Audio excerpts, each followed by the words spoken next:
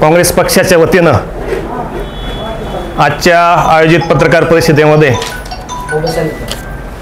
काँग्रेस पक्षाचे ज्येष्ठ नेते आदरणीय सोन्याप्पू वाकचौरे गुरुजी, आमचे मार्गदर्शक आदरणीय भाऊ तथा मधुकररावजी नवले साहेब, काँग्रेस पक्षाचं युवा नेतृत्व सतीशदादा भांगरे, आमच्या मार्गदर्शिका आदरणीय जीजी मंदाताई नवले, जिल्हा काँग्रेसचे उपाध्यक्ष ज्ञानेश्वरजी झडे, त्याचबरोबर या पत्रकार परिषदेसाठी उपस्थित असलेले आमचे NT सेलचे तालुका अध्यक्ष भास्करराव दराडे, पोपटरावजी नायकवाडी, साईनाथजी नवले, पक्षाचे जनरल सेक्रेटरी संपतराव कानवडे, त्याचबरोबर रजनीकांतजी भांगरे, योगेशजी साबळे, अनिल वैद्य, प्राध्यापक बाळासाहेबजी शेटे आणि सर्व काँग्रेस पक्षाचे उपस्थित पदाधिकारी यांच्या सर्वांच्या वतीनं मी आपल्या सर्वांचं प्रथमतः हार्दिक स्वागत करतो। कालच गणेशोत्सव संपन्न झाला। 10 दिवसांमध्ये अकोले तालुक्यामध्ये अगदी आनंदाने आणि उत्साहात गणेशोत्सव संपन्न झाला। गणेशोत्सव संपन्न करत असताना अकोले तालुक्याचे तहसीलदार, अकोल्याचे PI या सर्वांनी एक चांगलं नियोजन केलं। प्रथमतः मी तालुका काँग्रेस पक्षाच्या वतीनं त्यांचं अभिनंदन करतो, त्यांचे आभार व्यक्त करतो। आज अकोले तालुका काँग्रेस पक्षाच्या वतीनं ही पत्रकार परिषद या ठिकाणी आयोजित केलेली आहे। अनेक वेगवेगळ्या विषयावर आमचे सर्व ज्येष्ठ नेते पदाधिकारी या ठिकाणी बोलतील।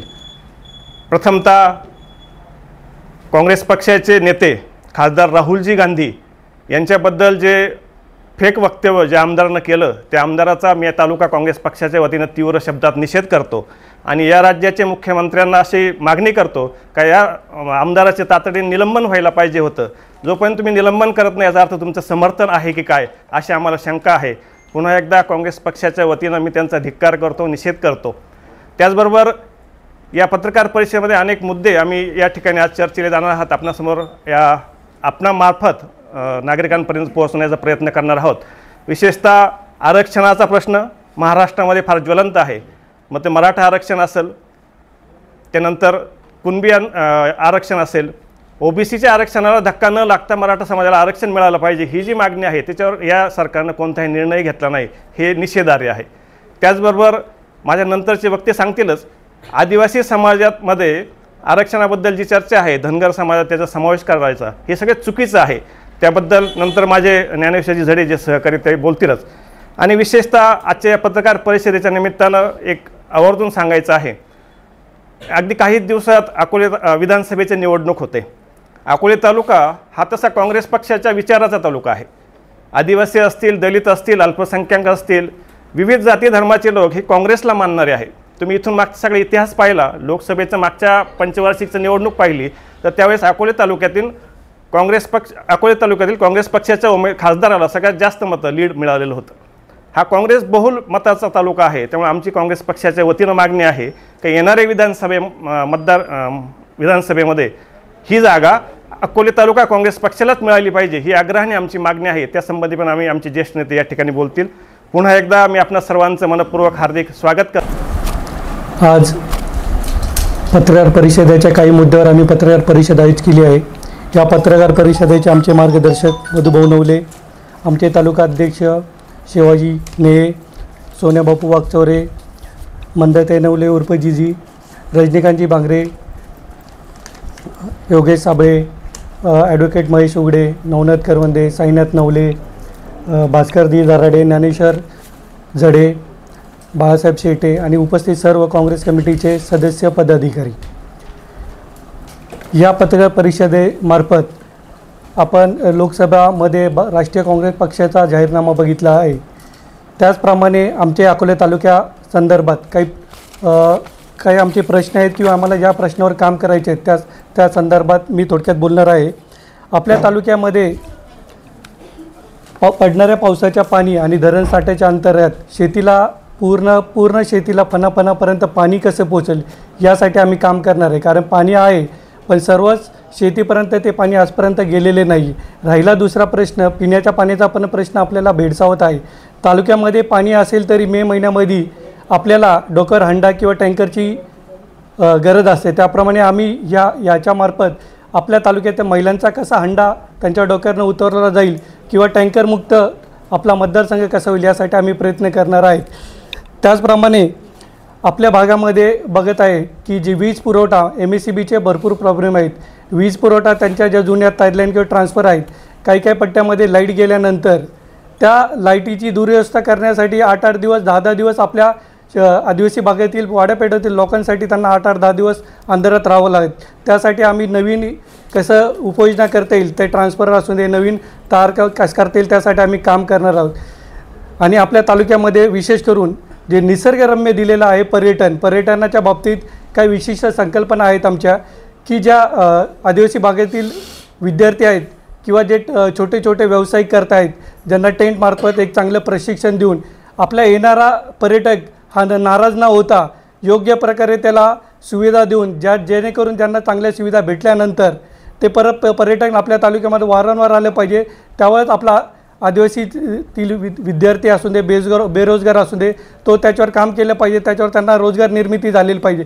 आपल्या तालुक्यामध्ये खूप पाऊस पडत असूनही पण एकच पीक झालं जातं. उन्हाळ्यामध्ये जोडधंदा म्हणून आपल्याला आदिवासी असू दे किंवा तालुक्यातील विद्यार्थ्यांसाठी जो रोजगार आहे त्यासाठी निर्मिती केली पाहिजे. त्याचप्रमाणे रोजगाराच्या प्रश्नावर माझी अशी एक संकल्पना आहे की त्याच्या पात्रतेनुसार त्या विद्यार्थी असू दे किंवा ज्याचं क्वालिफिकेशन झालं असेल त्यांना योग्य प्रकारे त्यांना रोजगार निर्मिती कशी येईल त्यासाठी आम्ही प्रशिक्षण वर्ग किंवा रोजगार मेळावा घेऊन त्या विद्यार्थ्यांना नेहमीच आम्ही की कसे त्यांना रोजगारीची किंवा शिक्षणाच्या अनुसरण त्यांना ज्याप्रमाणे संधी देता येईल त्यासाठी आम्ही विशेष करून प्रयत्न करणार आहोत. राहिला शिक्षण व्यवस्थावर खरं काम केलं पाहिजे. शिक्षणाची व्यवस्था जर खरंच लोक बोलतात विकास करायला पाहिजे, माझ्या मते जोपर्यंत इथला विद्यार्थी शिकणार नाही तो वेल एज्युकेटेड होणार नाही. शिक्षण ही पहिली गरज आहे. जेव्हा विद्यार्थी शिकेल, शिक्षण होईल, त्यावेळेस खरा समाज किंवा आपला तालुका किंवा आपला मतदारसंघ विकसित होण्यासाठी पहिली जी आहे शिक्षण, जी आश्रमशाळा आहेत, आश्रमशाळाच्या ज्या विद्यार्थ्यांची शिक्षणाची क्वालिटी आहे, 21व्या जगामध्ये आपण वावरत असताना जे शिक्षणाची पद्धत आहे, तर आपला विद्यार्थी आज ज्यावेळेस अकोले तालुक्यातला विद्यार्थी बाहेर शिक्षणाला जातो त्यामध्ये त्याला शिक्षणाचा थोडा आपण कुठेतरी कमी असल्याचा न्यूनगंड येतो. त्यामुळे त्यांना शिक्षण हे दर्जा झालं पाहिजे. जेव्हा बेसिक गोष्टीमध्ये शिक्षण त्यांचं जेव्हा परिपक्व होईल तेव्हाच आपला विद्यार्थी हा शहरांच्या तोडीस तो तिथे कम्पेअर करून तो शिक्षणाची क्वालिटी केलीची. त्यासाठी आम्ही आश्रमशाळेत शिक्षण पद्धतीवरही अभ्यास करून त्यांना योग्य मार्गदर्शन करून विद्यार्थी कसा सक्षम होईल की त्याला चांगले शिक्षण भेटेल यावर आम्ही काम करणार आहोत.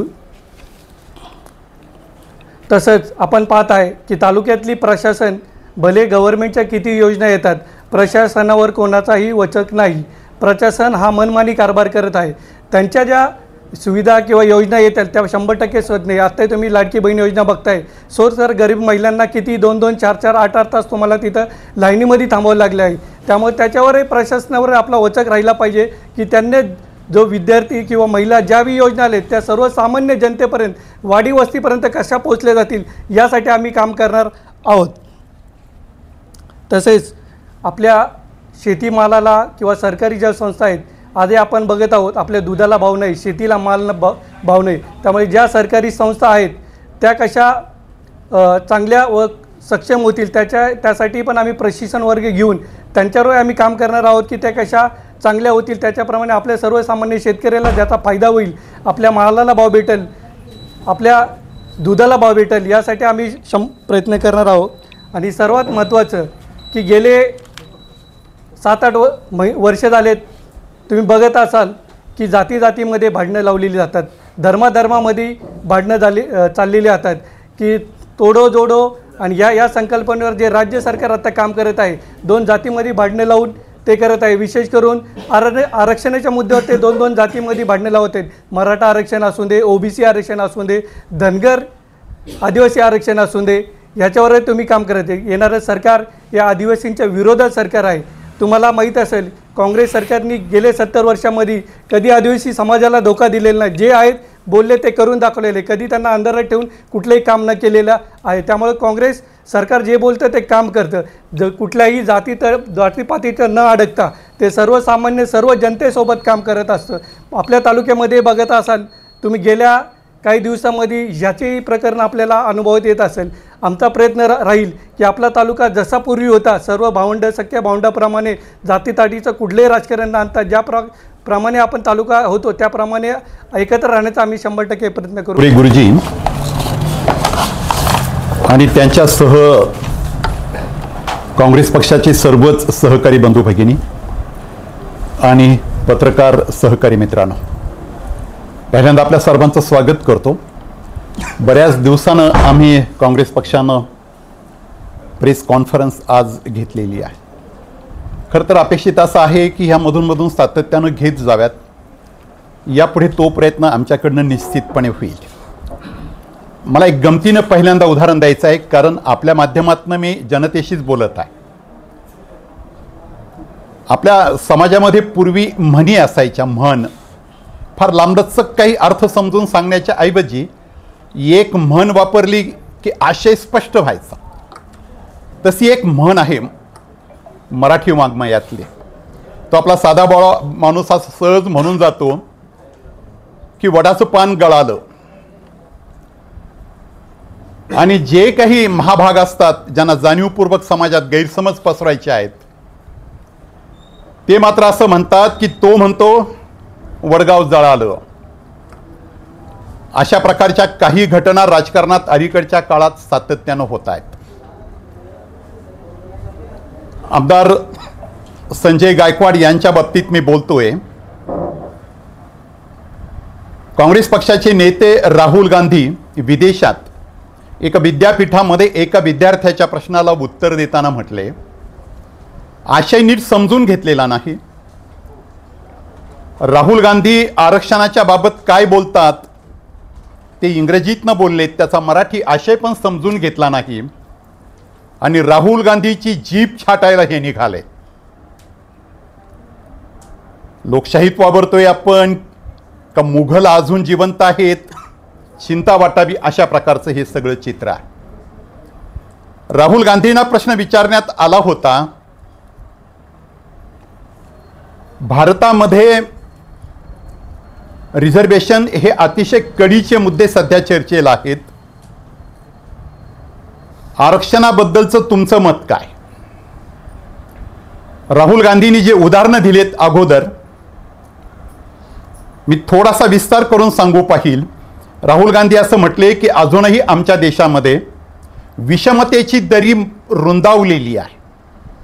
सगळे समाज घटक उन्नतीच्या दृष्टीनं, प्रगतीच्या दृष्टीनं आज एका सीमारेषेवर येऊन थांबलेले नाही.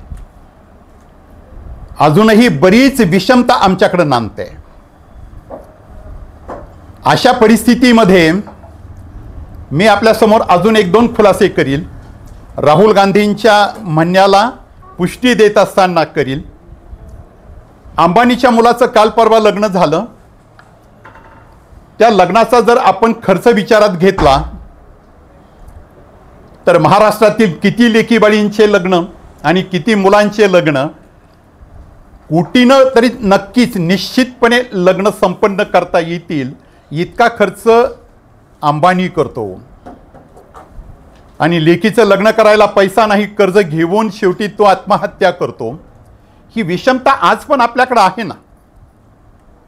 गावाच्या गावं आणि तालुक्याच्या तालुक्याने, जिल्ह्याचे जिल्हे एकत्र करून बघा. आम्ही म्हणू की महाराष्ट्र नाही, महाराष्ट्रासह काही राज्य एकत्रित करा, तरी सुद्धा अदानीच्या संपत्तीशी तुलना नाही करतात. मग या विषमतेचं सगळं भेसूर चित्र जे आहे त्याच्यावर राहुल गांधी असं म्हणतायत, आमच्या देशातील सर्व समाज घटकांच्या मध्ये आजही मोठ्या प्रमाणावर विषमता आहे आणि जोपर्यंत ही विषमता राहील तोपर्यंत प्रगतीच्यासाठी डॉक्टर बाबासाहेब आंबेडकरांनी संविधानाच्या माध्यमातून राखीव जागेंचं जे काही एक देण आम्हाला दिलेली आहे ती अजून पण तशीच ठेवावी लागेल. जेव्हा कधी या देशातले सगळे समाज घटक आर्थिकदृष्ट्या एका विशेष सीमारेषेवर येतील त्यावेळेला रिझर्वेशन बाबत, राखीव जागांच्या बाबतचा विचार करता येईल. इतका सरळ मांडलेला विचार आहे तो. त्याचं मोडतोड करून ज्या पद्धतीनं मांडलं जाते, म्हणून मी सुरुवातीची म्हण आपल्या सर्वांच्यासाठी वापरली.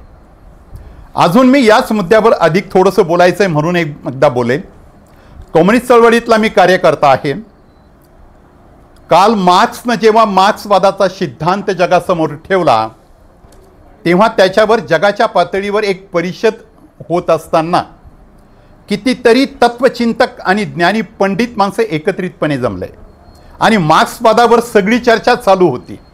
मार्क्सवादावर समारोपाला काल मार्क्स उठून बोलायला लागले. तेव्हा काल मार्क्स असं म्हणतायत, तुम्ही या ठिकाणी जो मार्क्सवाद सांगितला तसा जर मार्क्सवादी असेल तर मी मार्क्सवादी नाही. सर्वत्र फक्त भांडवलदारांनी एवढीच चर्चा केली की कार्ल मार्क्स म्हणतात मी मार्क्सवादी नाही. राहुल गांधींच्या विधानाबाबत जाणीवपूर्वक असाच प्रकार केला जातोय.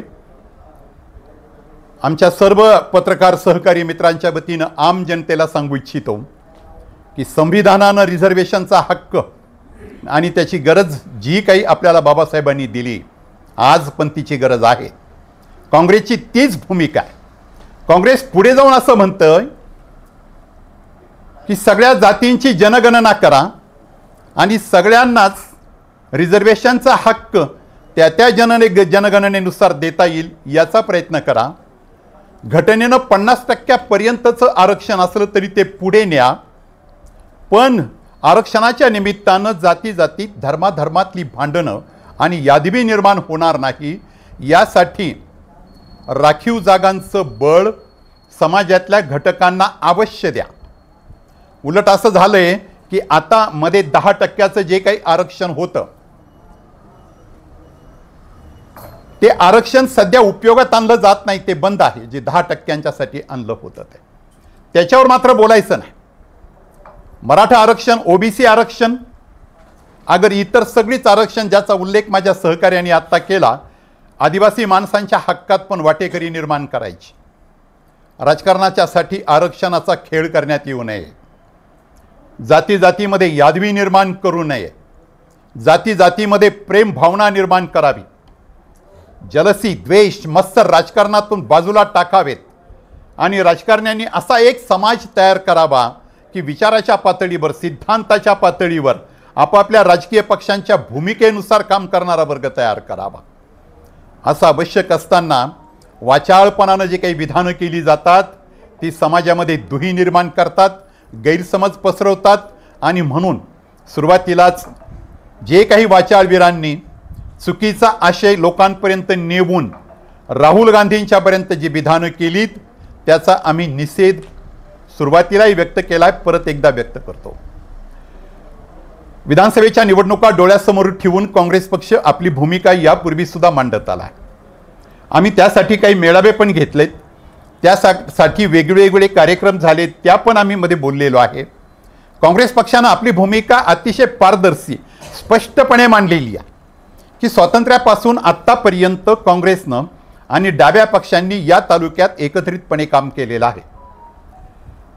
या तालुक्याच्या भूमीमध्ये तोच विचार, जो पुरोगामी विचार आहे, जो काँग्रेसचा विचार आहे, जो डावा विचार आहे, त्याच विचाराच्या मातीचं या तालुक्यामध्ये कण आणि कण आज त्या मातीचा इथे आहे. तीच माणसं आहे की ज्या माणसांच्या मध्ये आज तोच विचार आहे. या सगळ्या पार्श्वभूमीवर महाविकास आघाडी ही निवडणूक लढवणार आहे, त्यात काही शंका नाही. महाविकास आघाडीच्या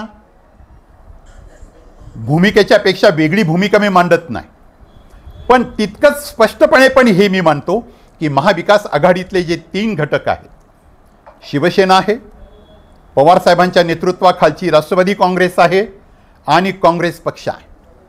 आम्ही पण आज आपल्या सर्वांच्या माध्यमातून महाविकास आघाडीकडे आणि काँग्रेसच्या नेतृत्वाकडे मागणी करत आहोत की अकोले हा आदिवासी विधानसभा मतदारसंघ हा काँग्रेसलाच मिळावा.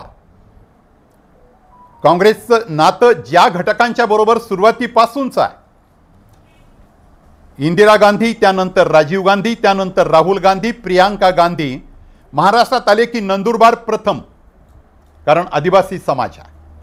आपल्याकडे सुद्धा या तालुक्यातल्या आपल्या या मतदारसंघामध्ये, अकोले मतदारसंघामध्ये 18 पगड जातीची सगळीच माणसं आदिवासी माणसं, ओबीसी मराठा समाजासह सर्वजण अतिशय गुण्यागोविंदानं आज इथे नांदत आहेत. याचं कारण या तालुक्यामध्ये एक जी राजकीय संस्कृती आत्तापर्यंत स्थापित झालेली आहे, तो काँग्रेसचा विचार आणि डावा विचार या तालुक्यात आहे. त्या विचाराचं प्रतिनिधित्व करण्याची संधी काँग्रेसला मिळावी ही आमची रास्त मागणी आहे. लोकसभेच्या एका निवडणुकीला, पाठीमागच्या निवडणुकीला, मला वाटतं 2019च्या निवडणुकीला काँग्रेसचे कांबळे उभे होते. 33,000 मताचं पंजाला लीड होतं. हे आपल्याला विसरून कसं चालेल? काल सुद्धा भाऊसाहेब वागचौरे साहेबांच्या पाठीशी काँग्रेस पक्षानं सर्व शक्ती एकवटली आणि आम्ही सर्वांनीच उत्तमरित्या काम करून भाऊसाहेबांच्या शिरावर जबाबदारीचं, खासदारकीच्या जबाबदारीचं आम्ही एक अतिशय ज्याच्याबाबत लौकिकपण आहे आणि जबाबदारी आहे असं एक त्यांच्यासाठी आम्ही स्वतंत्र दालन लोकसभेचं खुलं करून दिलं. काँग्रेस काम करतोय, काँग्रेस पक्षाचे कार्यकर्ते काम करतायत. काँग्रेस पक्षाची अशी परंपरा नाही आहे की निवडणूक आली की बोलबाला करत राहायचा फक्त, अशी आमची भूमिका नसते. काँग्रेसची भूमिका सामान्य माणसांच्या बरोबर आपलं जोडलेलं नातं, त्यांचे प्रश्न, त्यांच्यासाठी काम करणं, एकोपा टिकून ठेवणं, कधीही पण जाती धर्मात यादवी निर्माण न होऊ देणं. आमचा आदिवासी बांधव वेगळा आहे आणि इकडं पूर्वेचा आमचा ओपनचा जो माणूस जो आहे तो वेगळा आहे, असं कधी पण नाही आणि यापुढे होणार पण नाही. काँग्रेस या विचाराशी सुरुवातीपासून बांधील आहे. मूलगामी स्वरूपाचे जेवढे प्रश्न आहेत तेवढे काँग्रेसनं हातात घेतलेले आहेत. आज देश पातळीवर सुद्धा आपण पाहतोय, राहुल गांधींनी संपूर्ण देशभर कितीतरी लाखो लोकांना बरोबर घेऊन जो काही पायी दौरा केला, पायी दिंडी काढली, त्यामध्ये मांडलेले विचार, काँग्रेसचे विचार हेच या देशाचे तारक आहेत. त्याशिवाय हा देश पुढे जाणार नाही. या देशाला समन्वयवादी आणि सर्वांना बरोबर घेऊन जाण्याचं सामर्थ्य असलेला काँग्रेस पक्ष हा एकमेव पक्ष आहे. या पार्श्वभूमीवर अकोले विधानसभा मतदारसंघ हा काँग्रेस पक्ष लढवू शकतो. आम्हाला तो लढवायचा आहे, ही आमची आग्रही मागणी आहे. महाविकास आघाडीच्या सर्व नेत्यांकडं आम्ही ही मागणी लिखित स्वरूपात पण करीत आहोत आणि काँग्रेस पक्षानं जे काही आत्तापर्यंत मुलाखतीला टिळक भवन मुंबईला जे उमेदवार बोलवलेत, त्या उमेदवारांच्या मध्ये आपल्या तालुक्यातून श्री सतीश भांगरे आणि त्यांचे काही सहकारी यांना त्या ठिकाणी पाचारण केलं, मुलाखती घेतल्यात. संगमनेरला आल्यानंतर परत काही नव्यानं त्याच्यावर चर्चा घडल्यात. दौरे चालू आहेत आपल्या तालुक्यामध्ये, त्याच्याबद्दल आम्ही काही बोलणार नाही.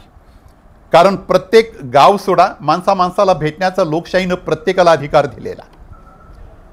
पण आम्ही काँग्रेस जन आपली भूमिका आक्रस्ताळेपणे मांडणं असं काम काय आम्ही कधी करत नाही आणि आम्हाला ते करायचं नाही. आपला विचार तितक्याच संयमानं पण तितक्याच जागरूकतेनं आणि समाजहिताच्या दृष्टीनं त्याच शब्दशैलीत मांडण्याची आमची परंपरा आहे.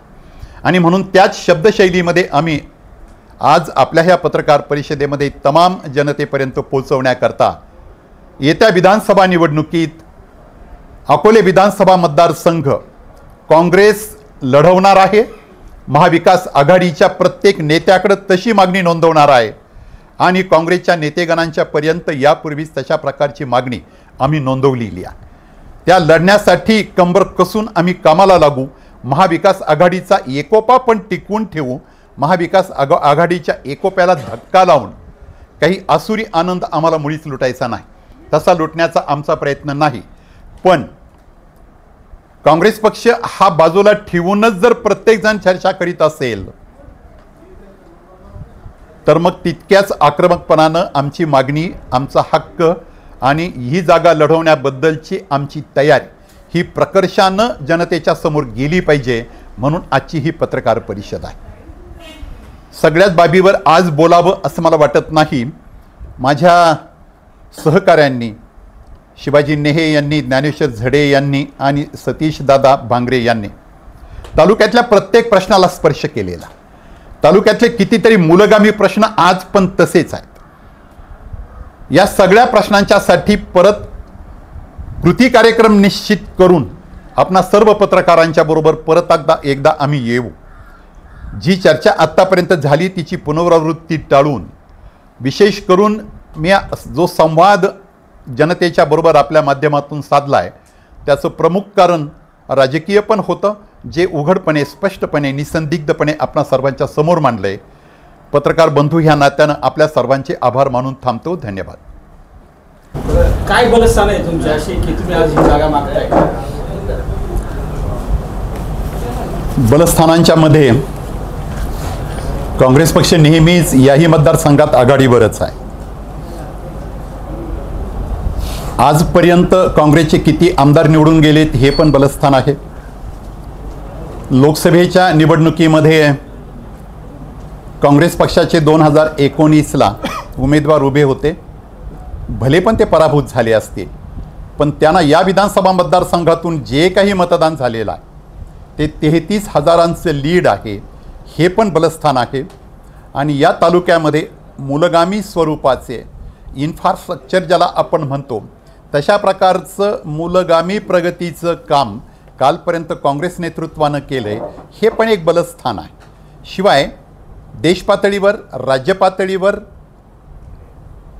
जे काही काँग्रेसचे विचार आज आहेत, काल होते, परवा होते, आणि जे काही कर्तृत्व पंडितजींच्या पासून तर मनमोहन सिंगांच्या पर्यंत पंतप्रधान या नात्यानं जे काम उभं करण्यात आलेलं आहे त्या सगळ्या कामाचं जर आपण सगळा विचार केला तर स्वातंत्र्य मिळवण्याच्या वेळेला सुजलाम सुफलामच्या घोषणा काँग्रेस जनांनी दिल्या आणि त्यानंतर तसाच देश घडवण्यासाठीचे प्रयत्नसुद्धा काँग्रेसनंच केले.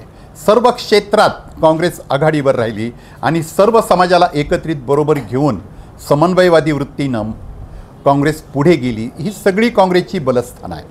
आणि हा मतदारसंघ काँग्रेसच्या बलस्थानाचे मी सांगितले ह्याहीपेक्षा अधिक काही उदाहरणं देता येईल. पण बलस्थानांचा विचार केला तर आमचं केडर पण स्ट्रॉंग आहे. सध्या मी तेरा पूर्ण देशामध्ये काँग्रेसचा 1 खासदार असताना आता 14 खासदार झाले. तालुक्यामध्ये तशीच परिस्थिती आहे. जर आपल्याला उमेदवारी मिळालीच नाही तर आपली भूमिका काय राहील? उमेदवारी मागणं आघाडीच्या अंतर्गत लोकशाहीच्या बाजूनं आपण घेतलेली भूमिका आहे. शरदचंद्रजी पवार साहेब, नानासाहेबजी पटोले, बाळासाहेबजी थोरात आणि उद्धव ठाकरे साहेब हे नेतृत्व करतायत महाविकास आघाडीचं. त्यांच्याकडं मागणं, त्यांच्याकडं अपील करणं, त्यांना विनंती करणं आमचं काम आहे. आम्ही त्यानुसार ते करतो आहे. उद्या ज्या घटक पक्षाला, आघाडीतल्या ज्या घटक पक्षाला उमेदवारी मिळेल त्याचा प्रचार आम्ही करणार. त्यामध्ये कोणतीही पण महाविकास आघाडीला धक्का लागेल अगर उद्या जे काही सरकार महाराष्ट्रात महाविकास आघाडीचं येणार आहे त्याला गालबोट लागेल असं आमच्याकडनं होणार नाही.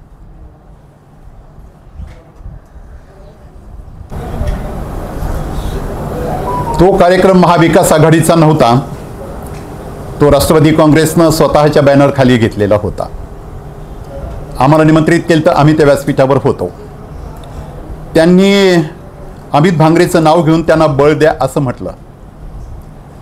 कोणत्याही पक्षाचा नेता आला तर तो आपल्या पक्षाला आणि आपल्या पक्षाच्या उमेदवाराला किंवा आपल्या पक्षाच्या नेत्याला बळ मागतोच. त्यांनी ते बळ मागितलं. आमच्याही नेत्यांना सर्वांना असं वाटतंय की आमच्याकडे जे उमेदवार आहेत, इथं ज्ञानेश्वर झडे आहेत, इथं सतीशदादा भांगरे आहेत, आमच्याकडं सुद्धा तशाच तोलामोलाचे नेते आहेत. नवीन माणसाला संधी तर मिळतच जावी. लोकसभेमध्ये असं चित्र निर्माण झालेलं आम्ही पाहिलं आहे की कितीतरी खासदार असे आहेत. जवळचं उदाहरण द्यायचं झालं तर दिंडोरीचं देता येईल, भास्कर भगरेंचं देता आहे. नवा कोरा माणूस आला आणि लोकांना भावला आणि निवडून दिला, असं होतंय ना. तेव्हा काँग्रेस बलस्थानाच्या बाजूने विचार करीत असताना जर असंच होत गेलं की कोणत्याही निवडणुकीमध्ये काँग्रेस पक्ष हा सतत बाजूला राहून गेला आणि बाकीचे पक्ष पुढे गेले महाविकास आघाडीतले, आम्हाला पण त्या जागेपर्यंत पोचायचं आहे. आम्हाला पण तो आमचा मागण्याचा हक्क आहे. आम्ही त्या दृष्टीने ही मागणी करतो आहे. मागणी करण्यात चूक नाही. आम्ही त्याप्रमाणे पक्षाकडे तर मागणी केलेली आहे. या पुढे जाऊन आज जाहीरपणे काँग्रेसनं ही भूमिका घेतली की ही विधानसभा आम्हाला लढवायची आहे. महाविकास आघाडी विचार करील अशी आमची अपेक्षा आहे. नाही केला तरीही सुद्धा महाविकास आघाडी जी भूमिका घेईल त्या भूमिकेच्या बरोबर आम्ही राहणार आहोत. तुम्ही आताही सांगता का प्रत्येक जो नवीन चेहरा त्यांच्यासाठी इच्छुक असतो. सतीश बांगरे तुमच्याकडे नवीन चेहरा आहे का? सतीश दादा हे सिव्हिल इंजिनियर आहेत. माझा प्रश्न असा, हा नवीन चेहरा आहे का? यापूर्वी निवडणूक लढवलेली त्यांनी पक्षाकडून? लढवलेली आहे. नवीन चेहरा कसा? लढवलेली आहे. त्यावेळेला त्यांनी ती निवडणूक लढवली, बहुरंगी लढत होती. त्या लढतीत ते पराभूत झाले. पण आज ज्या उमेदीनं ते परत एकदा राजकारणात समाजकारणात येऊन काँग्रेस पक्ष आणि महाविकास आघाडीकडून उभे राहतात, त्या अर्थानं हा चेहरा नवा आहे. असा आहे का तुम्ही नवीन चेहरा महाविकास आघाडीला हा नवा चेहरा नवीन चेहरा आहे काही? होय, महाविकास आघाडीला नवा चेहरा आहे. हा महाविकास आघाडी नाही, काँग्रेसला सुद्धा नवा चेहरा आहे. काँग्रेस खूप निवडणूक लढवली, त्यांनी पराभूत झालेले. सांगतो ना मी, बहुत त्यावेळेला जी परिस्थिती होती ती एकासी एक नव्हती की अनेकांशी अनेक अशी ती परिस्थिती होती. ऐन वेळेला त्यांना ती उमेदवारी दिली आणि सर्वांच्यापर्यंत ते पोहोचलेत असं त्यावेळेला घडलेलं नाही. कितीतरी उणिवा त्यावेळेला काँग्रेस पक्षाकडून त्या विधानसभा निवडणुकीत राहून गेल्यात. आम्हाला असं वाटतंय की तो सगळा लॅकविना त्या उणिवा भरून परत एकदा सतीशदादा भांगरे यांना नव्यानं आम जनतेच्या समोर सादर करताना आमच्या दृष्टीनं हा नवा चेहरा आहे. काँग्रेस पक्षामध्ये सतीश भांगरे हे एकमेव दावेदार आहेत की आणखी कोणी आहेत? दावेदार अजूनही करू शकतात. शेजारी ज्ञानेश्वर झडे आहेत, ते पण दावा करू शकतात. अजून पण आमच्याकडे काय आदिवासी कार्यकर्ते ते पण करू शकतात दावा. तुम्ही आता तर त्यांनाच पुढे काढताय.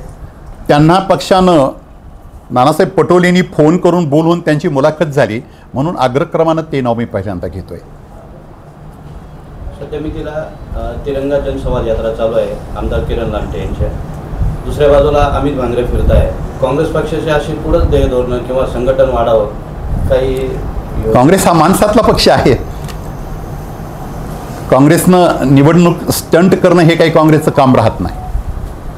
कायम माणसात असलेला पक्ष, कायम जनतेत असलेला पक्ष, स्वातंत्र्यात पण स्वातंत्र्य मिळवण्यातही काँग्रेस आणि स्वातंत्र्यानंतर देश उभारण्यातही काँग्रेस. काँग्रेसला कशाला सारखं जावं लागतंय? काँग्रेसची भूमिका सर्वांच्या मुखी आहे, सर्वांच्या अंतःकरणात आहे. सध्या तालुक्यामध्ये एकच नगरसेवक आहे. जिल्हा परिषद एकही पण नाही, न पंचायत समितीचा सदस्य. ही विधानसभेची निवडणूक पूर्ण तालुक्याची आहे. आपण कसं बघता? पहिली गोष्ट, नगरपंचायत काँग्रेसनं स्वबळावर लढवली आणि आम्हाला मिळालेलं एकूण जे काही मतदानाचं पर्सेंटेज आहे ते आपण एकदा अवश्य बघावं. ते पर्सेंटेज जर विचारात घेतलं तर 2 नंबरला आम्ही आहोत आणि या निवडणुकीमध्ये आम्ही ते दाखवून पण देणार आहोत.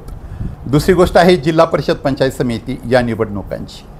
या निवडणुकांच्या मध्ये आम्ही यापूर्वी काँग्रेस म्हणून लढलो आहे. मी स्वतःसुद्धा काँग्रेसकडनं लढलेलो आहे.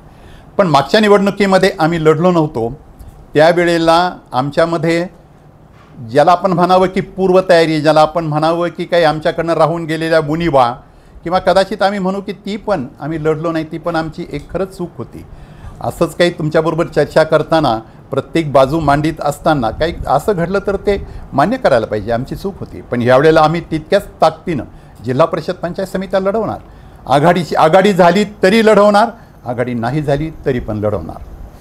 त्यानंतर तालुक्याचे विद्यमान आमदार डॉक्टर किरण लांटे या निवडणुकीमध्ये निवडणुकीच्या पार्श्वभूमीवर ते तालुक्यामध्ये जवळपास 2300 कोटी रुपयाचा विकास निधी आणल्याचा दावा करतायत आणि ही निवडणूक त्यांना सोपी आहे असं ते म्हणतात. तर त्यांच्या विधानाकडे तुम्ही कसं पाहाल? 2300 कोटी आणलेत त्यांनी, त्यांच्या पद्धतीनं काम केलंय. ते कुणा एकावर टीका करून आपण किती त्याबाबत पुढे आहोत असं नाही मला भासवण्याचा प्रयत्न करायचा. पण मी तेच सुरुवातीला सांगितलं तुम्हाला की या तालुक्यामध्ये ज्याला आपण मूलभूत स्वरूपाचं जे काही विकासाचं काम आहे ते कोणी केले? सगळं काँग्रेसनंच केलेलं आहे. तुम्ही गावोगावी एस टी धावली, गावोगावी रस्ते झाले, हे सगळे कामं यशवंतराव भांगरे होते. काँग्रेसनं त्या काळात केलेली कामं आहेत. कम्युनिस्ट चळवळीतनं आलेले कॉम्रेड BK देशमुखांनी काही केलेली कामं आहेत.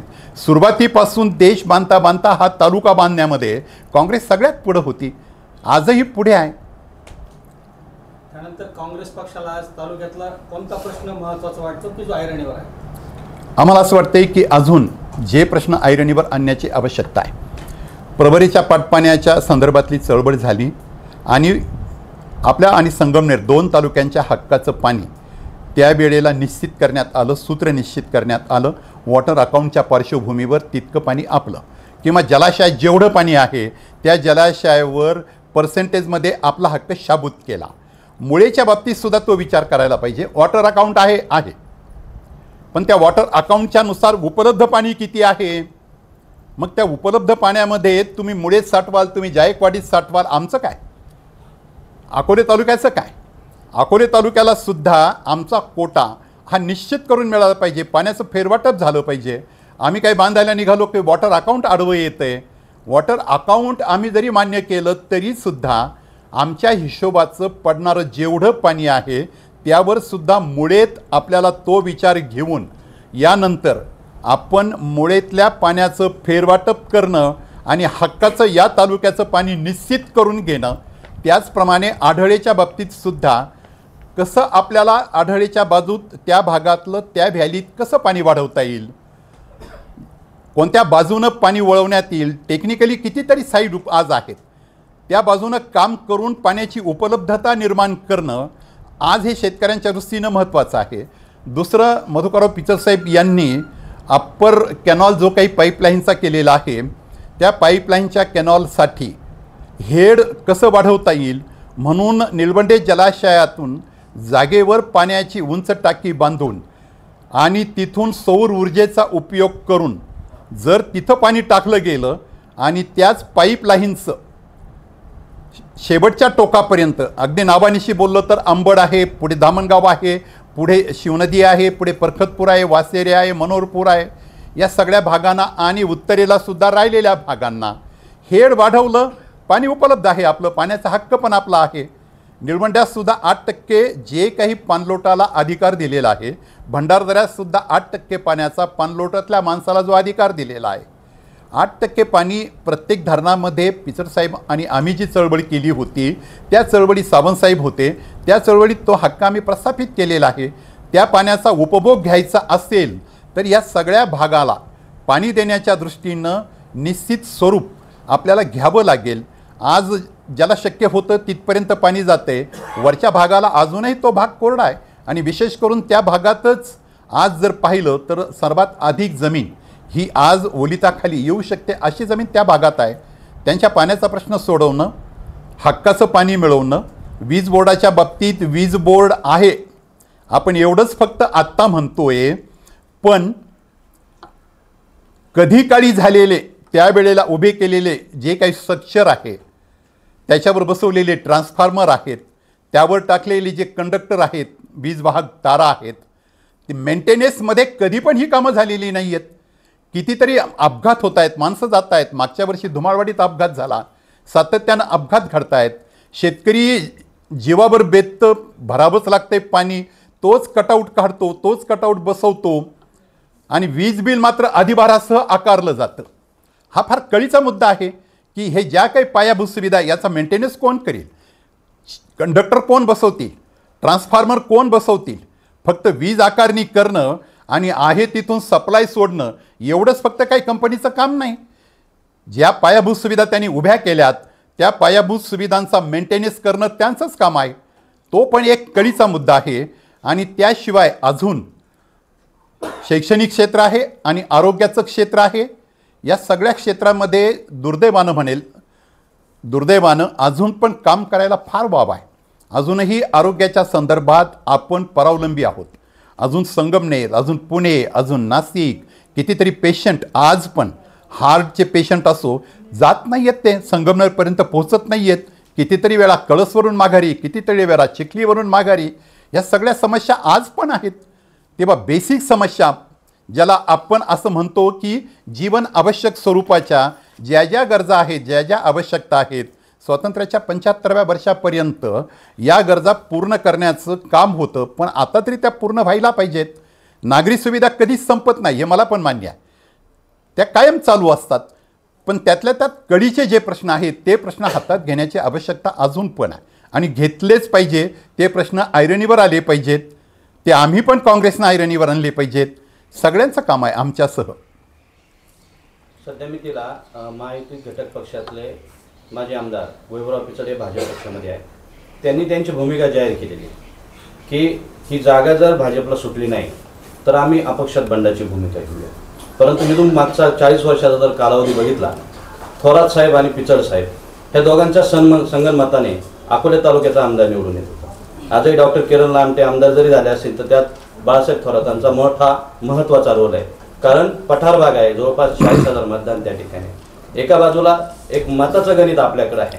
उद्या जर कदाचित अशी वेळ आली, जर मधुकर तळपाडी बी बोलते मला तिकीट नाही मिळत तर मी शिवसेनेतून उभा आहे, आणि जर 3-4 लोक जर उभे राहत असेल तर बंडाची भूमिका म्हणून सतीश भांगरेंना आपण त्या एका नेत्याला, कार्यकर्त्याला, कारण कार्यकर्ता हा पक्षासाठी काम करीत असतो, परंतु नेते मंडळी त्यांच्या सोयीनुसार पक्ष बदल करीत असतात, ही त्यांची पोळी भाजीत असतात. तुम्ही सतीश भांगरे यांना न्याय द्यायचा प्रयत्न करणार का? बंडाची वगैरे भाषा मी बोलणं इतर नागरिकांना आवडणं स्वाभाविक आहे, पण तसं मी म्हणणार नाही. काँग्रेस पक्ष हा एक शिस्तीचा पक्ष आहे. आम्हाला जो काही काँग्रेस पक्षाचा आदेश येईल त्यानुसार आम्ही जाऊ. महाविकास आघाडीला आम्हाला असं वाटतं की महाविकास आघाडीचं सरकार यावं, त्या दृष्टीनं आम्ही प्रयत्नशील राहणार. अग्रक्रम त्याला आमचा निश्चितपणे आहे. परिवर्तन हे जास्त महत्त्वाचं आहे, व्यापक दृष्टिकोन जास्त महत्त्वाचा आहे की राज्यामध्ये महाविकास आघाडीचं सरकार यावं. त्यामुळं अशी आत्मघातकी भूमिका नाही घेणार, पण आम्ही प्रयत्न मात्र काँग्रेसच्या बाजूनं करणार. तुमच्याच कडनं जी माहिती आहे ती मोलाची माहिती आहे की थोरात साहेबांच्याच ताकदीवर आजपर्यंत अकोले विधानसभा मतदारसंघाचा उमेदवार निवडून आलेला आहे. तर मग काँग्रेसने ही जागा मागण्यात चूक काय? आमचं तर ते बलस्थान आहे. एक अगदी शेवटचा माझा प्रश्न, कोणाचा प्रश्न असेल, गेली मागची नगरपंचायत गेली. खरं तर काँग्रेसचा विरोधी पक्ष हा केंद्रीय भाजप आहे, पण काँग्रेसच्या चुकीमुळे आजही काही 3-4 नगरसेवक नक्कीच निवडून आले होते किंवा असते, परंतु कुठंतरी एक तुम्ही सांगता शिस्तीचा पक्ष आहे, परंतु त्यावेळेस नगरपंचायतला आपण अपक्ष लढला, सेपरेट लागला, कुठंतरी एकच नगरसेवक, तो बी आज तुमच्या पत्रकार परिषदेसाठी उपलब्ध नाही आहे. म्हणजे कदाचित आपण, तुम्ही कसं पाहता या गोष्टीकडे? सर, पहिली गोष्ट, काँग्रेस हा स्वतःच्या ताकदीवर लढला आहे, स्वतःच्या निवडणूक चिन्हावर लढला आहे. त्यावेळेला जी काही आमची आघाडी होती, राष्ट्रवादी काँग्रेस, शिवसेना आणि आम्ही, त्या आघाडीनं विश्वासात घेतलं नाही. त्यावेळेला आमचे 3 प्रतिनिधी निवडून गेलेले होते, आणि विशेष म्हणजे त्या निवडणुकीच्या काळामध्ये विद्यमान नगरपंचायतीचे अध्यक्ष काँग्रेसचे होते, तरीही सुद्धा काँग्रेसला जागा द्यायला त्यावेळेला काकू करणारे नेते होते. आश्चर्य असं होतं अजून एक की जी जागा आमची आहे, मागच्या वेळेला आमचा सिटिंग मेंबर आहे ती शिवसेनेला सुटते, जो नगराध्यक्ष आहे ती शिवसेनेला सुटते. मग लढावं लागतं, ती तयारी ठेवावी लागते. नगरपंचायती ती तयारी ठेवली आम्ही, कारण त्यावेळेला आघाडी झालीच नाही. माझे शेवटचे 2 प्रश्न, एक प्रश्न आधी विचारतो, त्याचं उत्तरानंतर दुसरा प्रश्न विचारतो. अकोले विधानसभा मतदारसंघामध्ये महायुतीकडून आज नुकताच वैभव पिसळ आणि लहामटे आमदार, तसे विद्यमान आमदार किरण लहामटे, ते दोघं दावेदार आहेत. आणि महाविकास आघाडीकडून अजून निश्चित व्हायचं आहे, दावेदार भरपूर आहेत, प्रत्येक पक्षातून 2-3 आहेत. या येणाऱ्या निवडणुकीमध्ये महाविकास आघाडी म्हणून तुम्हाला लढत देताना आमदार किरण लहामटे व माजी आमदार वैभव पिचड यापैकी कोणता उमेदवार सोपा वाटतो? निवडणूक हा एक रणसंग्राम असतो. निवडणूक लढवायला जेव्हा पक्षाचा कार्यकर्ता उभा राहतो तेव्हा आपल्याला सोपा कोण आणि अवघड कोण असं काही तो बघत नाही. तो लढण्यासाठी सिद्ध होतो, जनतेच्या न्यायालयात जातो, आपली बाजू मांडतो, आपली भूमिका मांडतो, आपलं काम मांडतो, आपला विचार मांडतो, आणि जनता निवडून देते. जनतेवर आमचा विश्वास आहे. त्यामुळे समोरचं कोण अवघड जाईल आणि कोण सोपा जाईल या गणितात काय आम्ही जाणार नाही. आम्ही निश्चितपणे जनतेच्या दरबारात जाणार, मत मागणार. आत्मविश्वास आहे, लोक काँग्रेसला निवडून देतील. यालाच जोडून दुसरा प्रश्न त्याच्यावर आला आहे. महाविकास आघाडीकडून ज्याला उमेदवार मिळत त्याला उमेदवार मिळाल्यानंतर जो राहील तो जर फुटून महायुतीतून ज्याला उमेदवार मिळत त्याला उमेदवार मिळाल्यानंतर जो राहील तो फुटून महाविकास आघाडीकडे आला तर तुम्ही त्याचा प्रचार करा. तो महाविकास आघाडीच्या नेत्यांच्या पातळीवरचा प्रश्न आहे. मी त्यावर कसं बोलणार? शरद पवार आहे ना. शरद पवार गटाकडून यापैकी एक उमेदवार उभा राहू शकेल अशी चर्चा आहे. नाही, माझ्या अधिकार कक्षेला मर्यादा आहेत. या प्रश्नाचं उत्तर देताना मी त्यामध्ये आघाडीचे जे नेतेगण आहेत तो विचार करतील आणि त्यांनी विचार केला तर त्याच्यासाठी कार्यकर्त्याचं काम आहे, आम्ही काम करू. धन्यवाद.